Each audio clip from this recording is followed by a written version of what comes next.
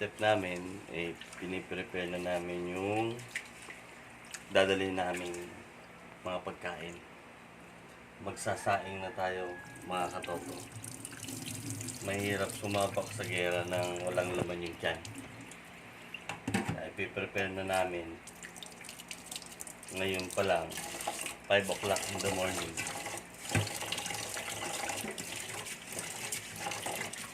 Yung mga baunin namin. Matagal ko lang hinuhugasan yung bigas kasi tignan mo, napakahina ng tubig dito sa amin. Ayan. Napakahina ng tubig dito kaya sa pangalawa hindi pa mainom. Hindi ko alam kung anong ginagawa ng local government. Pero may nakita kaming inaayos ng mga pipes. Kaya doble ang gastos. Kasi kailangan pa namin bumili ng mineral water para sa pang-inom at pang sabaw ng bigas. Kasi kung ang paghugas mineral water din sa hirap ng buhay ngayon, walang mangyayari. Sayang ko. Hindi ko lang alam kung sakto tubig ko. Kailangan natin punasan to. Baka tayo ay makuryente.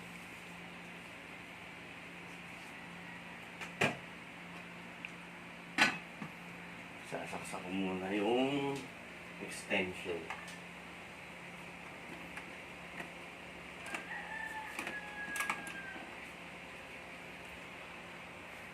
At huwag na huwag niyong kalilimutan na ibaba. Madalas akong nagsasayang, hindi ko na ibababa. Kakain na lang. Hilaw!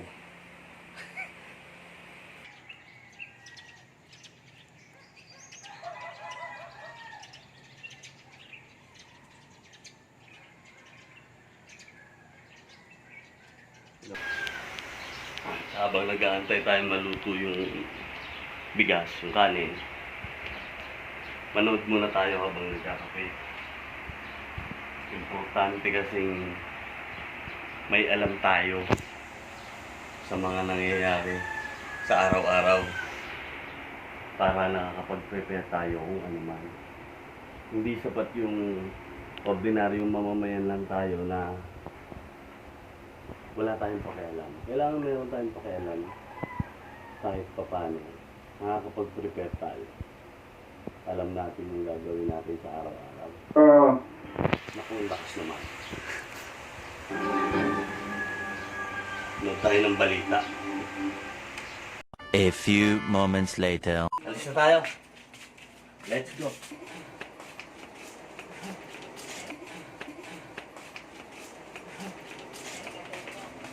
Ito yung gagamitin nating service kasi bawal dito yung tricycle na 3 laman, isa lang. 3 kami. Kaya, ito na lang.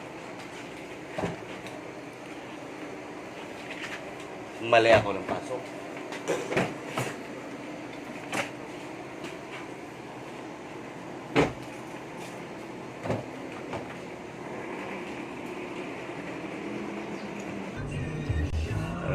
Ready na, going to dun sa lupang aayusin natin para pagtaniman.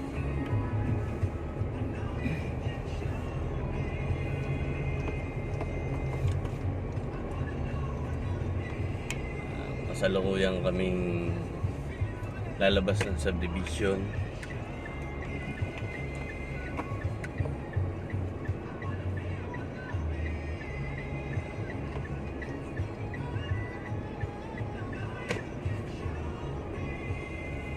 Ito ba tayong palengke? Oo, dadaan tayong palengke.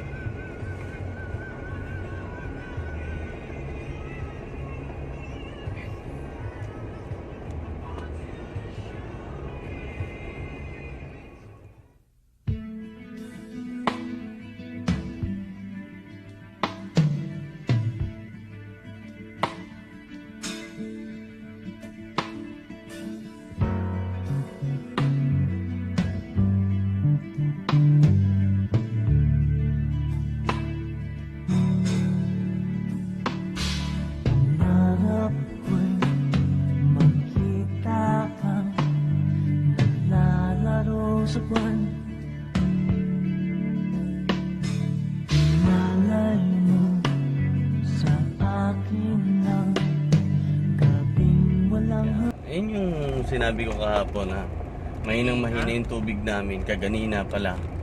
Sinabi ko kanina na mahinang mahina yung tubig namin.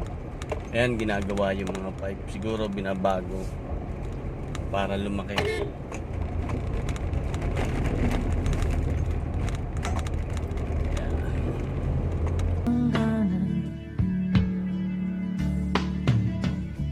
Hindi mahanap sa lupa ang pag-asa.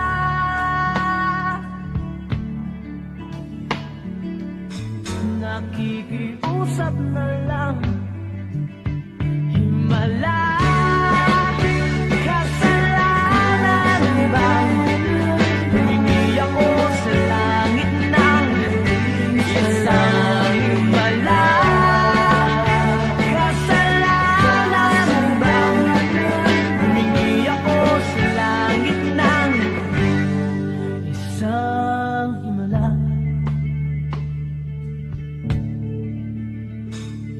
Pangarap ko'y makita ang liwanag ng umaga.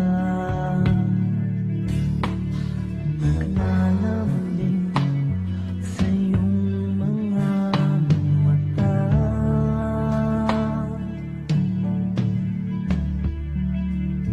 Di mahagilap sa lupa ang pag-asa. Andito na tayo sa gusto ko lang ipakita sa inyo yung yung mga nyug kung gaano naapektuhan ng isang bagyo ang kabuhayan ng mga nagkokopra. Nakikita nyo naman siguro sa taas, nakikita nyo yung mga nyug kung gaano yung bunga niya sa ngayon. Wala talaga. Kaya dito sa amin sa probinsya, halos ang pinagkukunan ng kabuhayan ng tao, kopra at saka pangingisda at saka palay. Pagsasaka, pangingisda at pagkokopra. Nakikita nyo po, walang mga bunga. Matagal pa to bago makoprahan. Tara, balik na tayo sa punta tayo dun sa tataniman natin.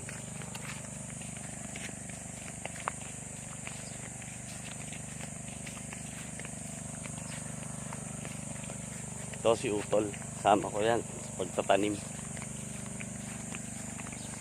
Ayun, nasa unahan si Joshua. Kami ang Tres Mosquiteros. Diba? Ayun po. Walang kopra. Simula December hanggang until now, June na, wala pa rin. Dahil sa bagyong Tisuyan, sinundan pa ng COVID. Kaya ito naisip namin magtanim. Mga katoto, diretso na tayo dun sa lugar na tataniman natin.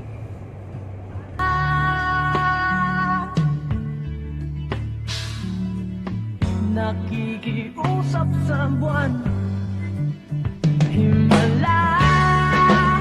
Kasalanan bang humingi ako sa langit ng isang himala? Kasalanan bang humingi ako sa langit ng isang himala?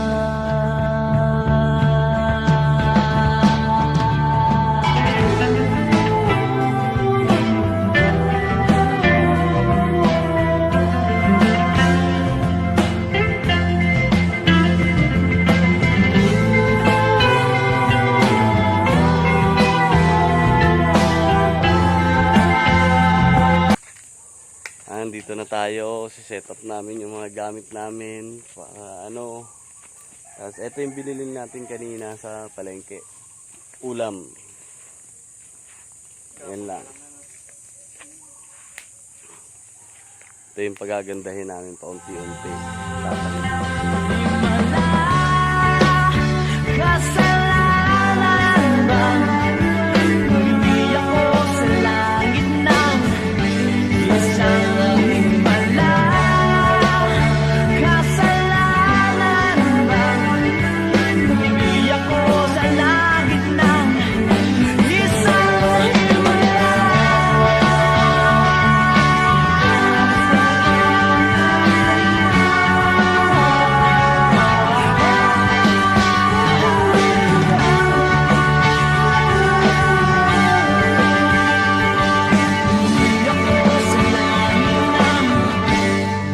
Isang himala. Mga katotos, simulan na natin ang paggagapas.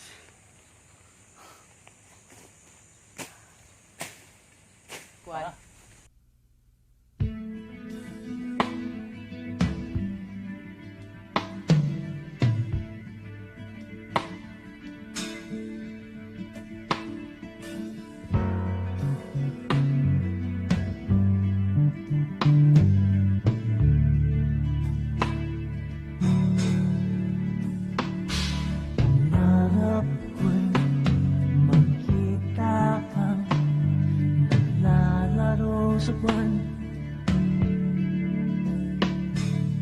Malay mo sa akin ng gabing walang hangganan. Hindi mahanap sa lupa ang pag-asa.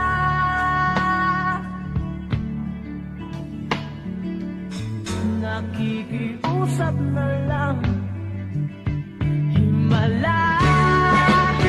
Kasalanan bang hindi ako sa langit? Ay, no. Handa kami ng simple at payak na pananghalian. Andun, matagal pa yung iniihaw naming tulingan. Nagugutom na kami. Gutom na ba kayo? Ikaw, Tol, gutom ka na. Nanginginig na daw yung tuhod niya. Lalo na tong isa. Si Joshua. Ito, pag nagugutom to, hindi to makatayo. Nangihina yung mga tuhod. Lalo na ako. Lalo na ako. Hinihimatay ako. Hinihimatay na. Ayun, ang tagal maluto nung ano. Iniihaw namin.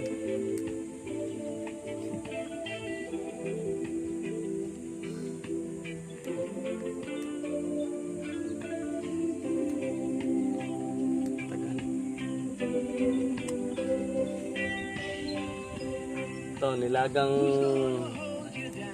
talbos ng kamote, kalamansit, sili at kamatis. Yung sponsor natin. Yeah. Wala, hindi pa magbabayad yan. Saka na pag nagbayad yan. Kung luto na yung tulingan. Ang tagal. Kaya luto na ba yan? Naku. Mga katoto, konti pa daw. Maluto ka na. Sige na.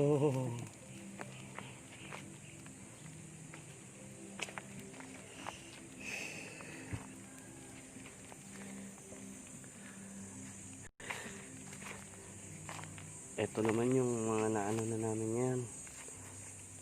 Natapos kahit pa paano.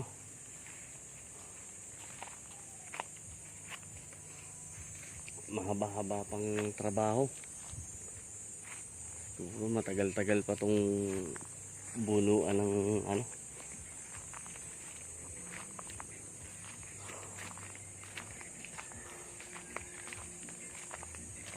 Ganito ang buhay namin dito sa probinsya.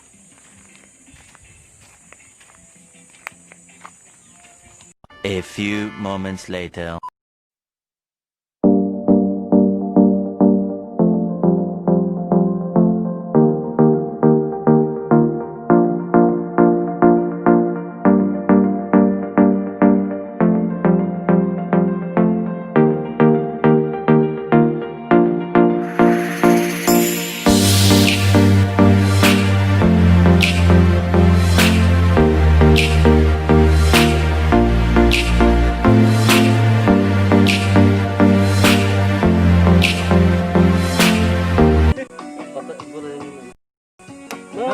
Ayan na nga. Mga katoto, kain na tayo. Simpleng pagkain, simpleng tanghalian ng mga probinsyong katulad namin. Tara!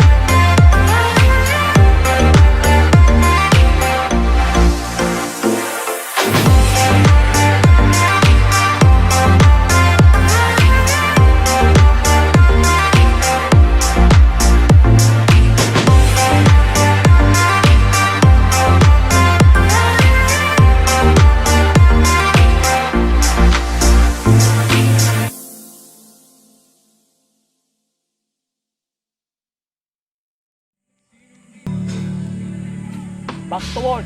Mangarap ko'y makita kang naglalaro sa buwan. Malay mo sa akin lang gabing walang hangganan.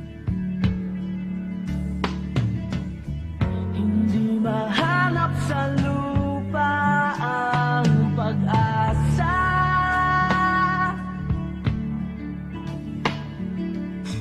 Nakikiusap na lang himala.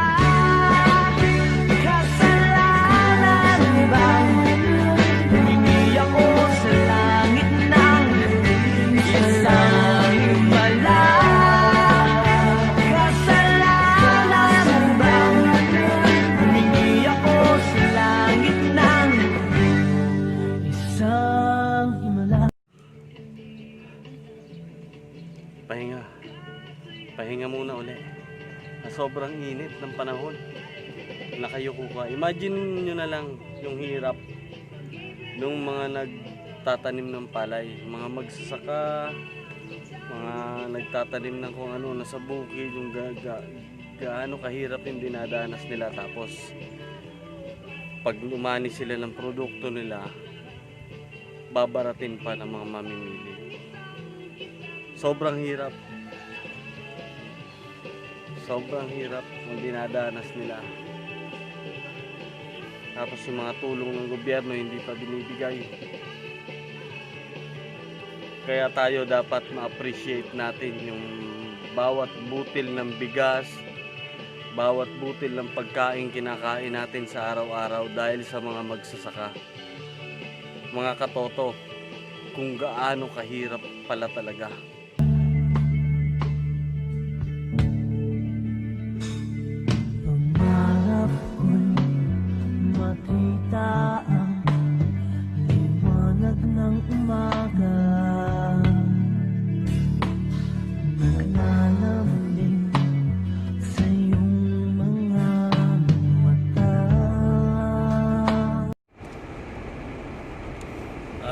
Tapos din ang kalahating araw.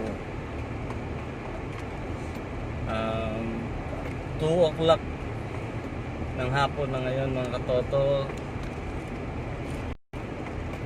At kami ay pauwi na para magpahinga at may iba pang gagawin. Kaya abangan ninyo bukas